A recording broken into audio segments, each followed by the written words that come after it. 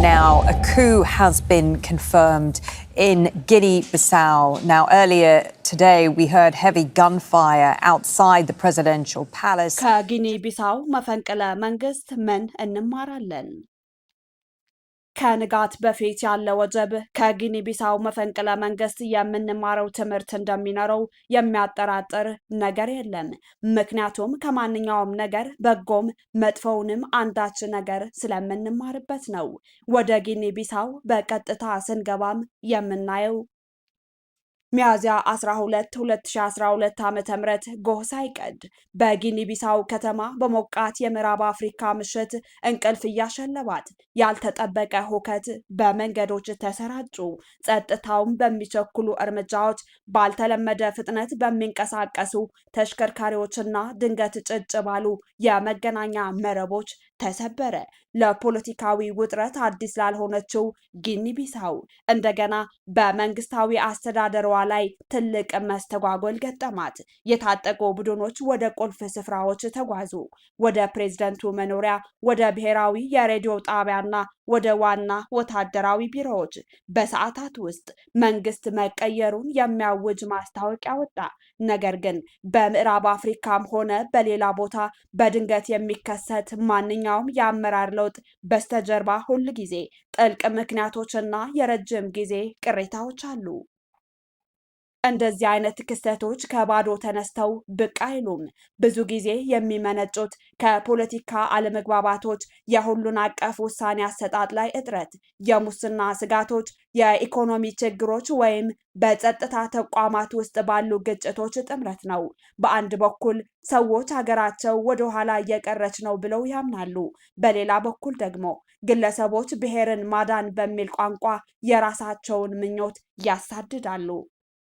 መንስኤው ምንም ይሁን ምን በማህበረሰቡ ላይ ያለው ተጽዕኖ ግን ብዙ ጊዜ ከባድ ነው። ዜጎች በዚያ ጠዋት ከእንቅልፋቸው ሲነሱ ወዲያውኑ በድንጋጤ ተዋጡ። ሱቆች አልተከፈቱም፣ ትምህርት ቤቶች ተዘጉ። ቤተሰብ ምን ሊፈጠር እንደሚችል እርግጠኛ ሳይሆኑ በቤት ውስጥ ቁጭ አሉ። ህይወት ቆመ። የመፈንቅለ መንግስቱ ተዋናዮች ወደ መረጋጋት የሚዳርግ እርምጃ እንደሆነ የገለጹት ለውጥ በህዝቡ መካከል ግራ መጋባትንና ፍርሃትን ፈጠረ። በቀጣዮቹ ቀናት የሁከቱ ማዕበል በመላው አገሪቱ ተሰራጨ። ዓለም አቀፍ አጋሮች ትብብራቸውን አቆሙ። የመዋዕለ ንዋይ ፍሰት ቀዘቀዘ። ጉዞዎች ተስተጓጎሉ። የሰራተኞች ደሞዝና የህዝብ አገልግሎቶች መቀጠላቸው አጠራጣሪ ሆነ። የመንግስት መስሪያ ቤቶችን ለመስራት ታገሉ። ኢኮኖሚም ይበልጥ ተዳከመ። ትልቁ ኪሳራ ግን እምነት ላይ ነበር። በአመራር በተቋማትና በቀጣዩ ጊዜ ላይ ያለ እምነት። እንደዚህ አይነት ክስተቶች የመንግስት አመራርን ብቻ ሳይሆን በየደረጃው ያለውን የህዝብን ህይወት ያናውጣሉ። ለዚህም ነው የጊኒ ቢሳው ታሪክ ከምዕራብ አፍሪካ ድንበር በዘለለ ለብዙ ሀገራት ጠለቅ ያለ ትምህርትን የሚችረው። በከባድ ትግል ነፃነቱን ለተጎናጸፈ፣ በጽናት ላዳበረና ብሔራዊ ማንነቱ በጥብቅ ለሚጠብቅ እንደ ኤርትራ ላለ ህዝብ ደግሞ በተለይ የአገራዊ መረጋጋት ዋጋ በደንብ ነው የሚገባው። ነገር ግን መረጋጋትን ለመጠበቅና እሽርሩ ለማለት ሲባል ስጋቶችን ችላ ማለት ወይም የተሻለ የወደፊት ምኞቶችን ማፈን ትክክል አይደለም። ይልቁንስ ለውጥ የህዝቡን አንድነት፣ ደህንነትና የረጅም ጊዜ እድገት በሚጠብቁ ሂደቶች መከናወን አለበት። ስለዚህ ዋናው ጥያቄ የሚሆነው አንድ ማህበረሰብ ለውጥን ሲፈልግ በትክክለኛው መንገድ እንዴት ሊያሳካው ይችላል ነው። ለዚህም ጠንካራውና ዘላቂው መንገድ የሚከተለውን ይመስላል። ምንም ያህል አስቸጋሪና ቀርፋፋ እንኳን ቢሆኑ ለውጥን ያማከሉ ሰላማዊና ህጋዊ ውይይቶችን አስቀድሞ ማካሄድ።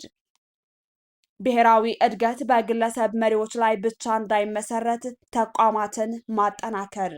ዜጎች ያለ ፍርሃት ሀሳባቸውን፣ ስጋቶቻቸውና መፍትሄዎችን የሚያካፍሉበት ንቁ የሆነ የዜጎች ተሳትፎ እንዲኖር መጣር። ቅሬታዎች እንዳይከማቹና በአደገኛ ሁኔታ እንዳይፈነዱ የሚከላከል ግልጽና ኃላፊነት የሚሰማው አመራር መትከል። ቀጣይ አለመግባባቶች በጦር ሜዳ ፈንታ በጠረጴዛ ዙሪያ በውይይት የሚፈቱበትን መሰረት የሚጥል የተዋሃደ ብሔራዊ ራዕይ እንዲገነባ አበክሮ መስራት። እነዚህ ከላይ የተጠቀሱትን መንገዶች የአፍታን ሳይሆን ዘላቂ ለውጥን የሚፈጥሩ ፍቱን ዘዴዎች ናቸው። ዓለማቸውን የማያሳኩ ድንገተኛና ያልታቀዱ የአመራር ለውጦች ግን ማህበረሰቦችን ጥልቅ ክፍፍል ላይና ዘላቂ አለመረጋጋት ውስጥ ሊከቱ ይችላሉ። ሆኖም ግን ለውጥ የማይቻል ነው መደረግም የለበትም ለማለት ሳይሆን ይልቁንስ እውነተኛ የእድገት ለውጥ ሰዎችን የሚለያይ ሳይሆን የሚያቀራርብ መንገድን በመከተል እንደሚመጣ ያስታውሰናል። የጊኒ ቢሳው ልምድ እንደሚያሳየው ዝግጅት የጎደላቸው ፈጣን ለውጦች ማራኪ ቢመስሉም ሰዎች የሚጠብቁትን እውነተኛና ዘላቂ መሻሻልን ግን እምብዛም አያመጡም።